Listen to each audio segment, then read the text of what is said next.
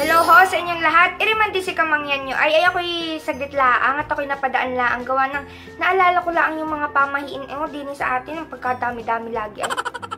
Ere yung mga ilan sa mga kasabihan, sa mga pamahiin. Una, bawal daw magwalis sa gabi. Yahoo! Bawal daw magwalis, gawa ng yung ikaw daw ay amalasin, gayan, gawa ng inataboy mo daw yung grasya, papalayo, gayan daw. Ay ako ay medyo masama ang loob. Bakit sa gabi laang? Bakit hindi din sa araw? Magawalis ikaw sa araw, dapat ay bawal din yun para pag-autusan ka kunyari ni nanay mo, oh Mercedes, magwalis ikaw diyan sa labas.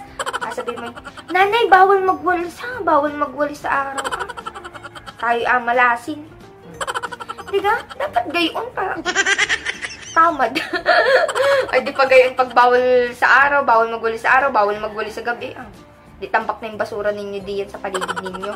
Pero yun ay madalas hindi na yung nasasabi dito sa atin. Yung asabihin ay yung bawal magwalis sa gabi. Gawa ng wala nang nagawalis sa gabi. Yung sa araw nga na hirap na magwalis. Di lalo na yung gabi na yun. Magatulugan na kayo. Sunod. Yung yung kunyari ay nakain daw kayo. Tapos ka nang kumain, tapos may nakain pa. Huwag ka daw magaligpit agad. Gawa nang yung may iwan daw, ay hindi daw makapag-asawa. Dami-daming aasawahin mo diyan sa paligid. Kaso ay marami nga dyan sa paligid, alokohin ka lang naman. Charot. Ay ang gawin mo na lamang ay bilis-bilisan mo ng kain para hindi ka na maabutan ng pagligpit-ligpit. Bagal na bagal, hindi yung nakain kawari diyan ay ikaw'y dumaldal na ng dumaldal kaya ikaw ay napapagtuwan na ng mga kasama mo diyan sa pagkain. Tapos sasabi-sabihin mo na na hindi ka makapag-asawa.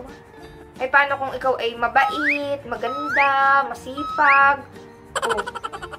Di kahit ikaw ay kahit magligpit na sila diyan ay marami pa rin mapila sa iyo, mag-apply magiging asawa mo. Asawa agad. Sunod. Bawal daw matulog ng basa ang buhok. Naku, talaga lagi na lang inasabi ni nanay yung pagkatapos magligoy tapos sobrang antok na antok mo. Talagang mapunta doon sa kwarto. Ay, ikaw din, bumangon-bangon din. Alam mo, basak na yung buhok mo pag ikay naluka-luka. Ganyan. Hindi daw naman yung totoo. Yan siguro yung malabo yung mata, pwede pa. Pero yung ikay maluluka, parang hindi naman gano'n. Yung iba nga, hindi naman natulog ng basa yung buhok. Uy, parang luka-luka na. Yun ay nasa inyo pa rin. Pag ikaw ay nagapalipas ng gutom, tapos ikaw ay panay ang isip mo lang ang diyan, gayan sa may bintana ninyo, yung parang doon ka maluluka na talaga. Ay! Pero siyempre, dapat ay mag-ingat-ingat pa rin at baka delikado nga yung pag matulog ka ng basa yung buhok. Patuyuin mo na lang, saglit lang namang magpatuyo ng buhok. Tsaka ka matulog. Sunod. Yung yung kunyari mag-picturean kayo, tapos 3 lang kayo, bawal daw yun. Gawa ng yung nasa gitna daw, mamamatay daw, gayan. Ay, pero kami naniniwala din. Naniniwala. Ay, awan ko, pero, ay, totoo ba gayon? Ganun. Kunyari, ay, paano pag may gusto ka na palang mamatay sa mga kakilala mo? O di, ang agawin mo na lamang ay hindi mo na abarilin, hindi mo na asaksakin, sabihin mo lamang, ayakagin mo lang, uy, parin ikaw, tayo ay mag-selfie, dito ka sa gitna. Sabihin mo ay, doon sa gitna para mamatay ka na. Mga gay. Siya, delikado din pala yun. Pero parang hindi naman yung tunay, ay talagang kapag oras mo na talaga, hindi man yun nakaano dun sa pag-picture sa gitna. Sunod, bawal daw kumanta sa abuhan at gawa ng mamamatay daw yung mapapangasawa mo. Wow! Oh no! Nakakatakot naman yung kasabihan na yun. Talagang mamamatay naman agad ay. Hindi mo pwedeng magkasakit muna. Patay agad. Ay, gawa ng, naranas ko rin yan nung kami bata pa. Ay, di kami gakanta-kanta. Kanta ba gayon? Gakanta-kanta ka dyan. Talagang asigawan ka agad ng lola mo. Hoy, wag kang huwag kang kumanta. Pag ikaw ay nag-asawa, naku, mamamatay yung magpapangasawa mo. Wag yan, masarap yan. Bagayon-gayon pa. Tunay ba gayon? Paano kung ang asawa mo naman ay, yung malakas ang kapit kay Lord. Wow. Tapos, ang mga inakain naman ay mga masustansyang pagkain. Tapos, hindi naman puro alak, gayan. Oh, ay di mahaba-haba naman ang buhay. Pero, ayun, kapag, kung totoo yung kasabihan na yun ay kapag, kunyari, yung iyong asawa ay magsusugal, walang ibang ginawa kundi uminom na ng uminom, gayaan, sumabong na ng sumabong. Talagang galit na galit ka na at hindi na gadala ng pera pag uwi sa inyong bahay, wala lagi kayong ulam. Oh, hindi ang agawin mo na, makanta ka na lang sa abuhan ninyo kapag ikaw galit na galit. Basic. Tapos yung sunod, yung ano daw, yung bawal mangupit ng abuloy sa patay daw. Oh, no! Bakit? Dahil, hindi ko man din alam kung bakit. Dahil mabubuhay yung patay. Gayon. Hindi ko talaga alam. Pero, ang alam ko, ay bawal talaga mangupit kahit saan. Hindi lamang sa abuloy sa patay. Pati sa mga bahay ninyo, sa mga walit-walit ng mga nanay ninyo, sa bulsa-bulsa ng tatay ninyo, ay bawal mangupit sadya. At yan ay masama. Pero kapag talagang ikaw ay may abilhin, tapos alam mo na hindi ka talaga abigyan ni nanay mo ng pera, siguro pwede din. Pwede din paminsan-minsan mangupit. Talagang kapag kailangan mo na talaga, talagang dala ng labis na pangangailangan, ay sige na. Ayun ay, nagawa ko, nung bata pa syempre ako yung nagkakupit-kupit din. Huwag nyo nang gayahin, pero nagkakupit-kupit ako. Pero pagdating ng gabi ay, sabihin ko na lamang ay, nanay, ako'y kumuha ng 5 piso dyan sa wallet mo. Yahoo! Sabihin ka lang, buti kayo nakuha.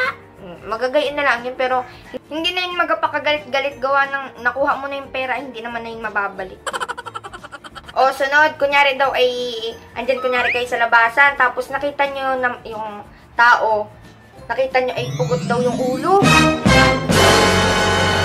Ang agawin nyo daw, ang ibig sabihin daw nun, parang ano daw, mamamatay daw yun, yung nakita mo na pugot yung ulo. Ang agawin mo daw doon ay asunugin daw yung damit. Gayaan. Pag ako'y nakakita ng, yung kunyari kakilala ko, tapos pugot ang ulo. Bong, makakalipas na ako ng takbo doon sa amin. Ay, sobrang nakakatakot yun. Ay, pugot ang ulo. Adoy na yun. Oh, ito, sunod, talagang ito'y usong-uso din talaga. Yung ano, yung kunyari may alakaran ka, gayaan, tapos may dumaan daw na itim na pusa. Huwag ka daw nun matuloy, gawa ng may kamalasan daw na mangyayari, tapos ano daw, may mga masasama daw na mangyayari doon sa apuntahan mo, gayaan. Pwede din pala yun, pwede yun, tunay ba gayon, ay paano pag ikaw ay mapasok kunyari sa school? Oh, no! Tapos, may dumaan na itim na pusa. Hindi ka na din matuloy nun pagpasok sa inyong school. Ang sabihin mo sa teacher mo, oh, bakit ka absent nung nakaraan? Ay, ma'am, ay may dumaan po na itim na pusa. Ay, bawal po yun. Baka may masamang mangyari. Hindi naman yun. Ay, paano pag 1 linggo na mapasok ka sa school tapos panay ang daan ng pusa? Ay, di lalong minalas yung buhay mo at hindi ka na nakapagtapos ng pag-aaral dahil lagi mong dahilan ay may itim na pusa. Minsan nga ni, kahit wala namang nadaan na itim na pusa ay di tuloy-tuloy ka pa rin. Yung iba ay na-aksidente pa din, na malas pa din, gayan, may mga masasama pa rin nangyayari.